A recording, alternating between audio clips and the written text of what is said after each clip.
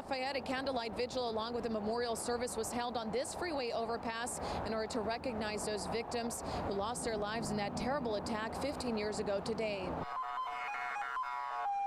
The haunting image of the Twin Towers crumbling beneath flames is one Bay Area survivor, Lisa Schreiber, will never forget. When you saw the fire and it was a quarter of a mile in the sky, you couldn't figure out how it got there. And then, yeah, you saw the bodies falling, and you saw people just streaming out of the Twin Towers. They were scared. Sunday, she, along with the Lafayette community, came together on this freeway overpass on El Curtolo Bridge to continue the remembrance of the nearly 3,000 people killed in the attack. My son was under 2 at the time, and you think you can travel safely, and you just realize what all these things mean to you.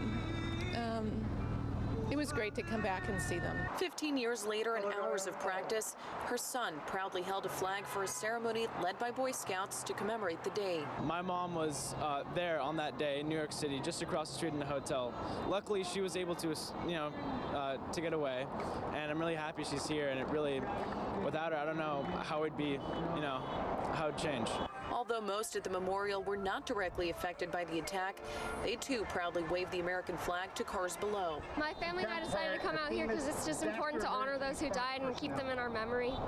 I think we all have to come together and show our support.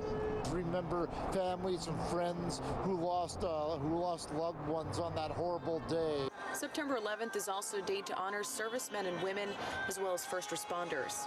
Congrats to all the brave servicemen out there, to all the firefighters and all the police officers who are helping to make this country safe. It's just those that make us safe. It's so important, and I'm very grateful.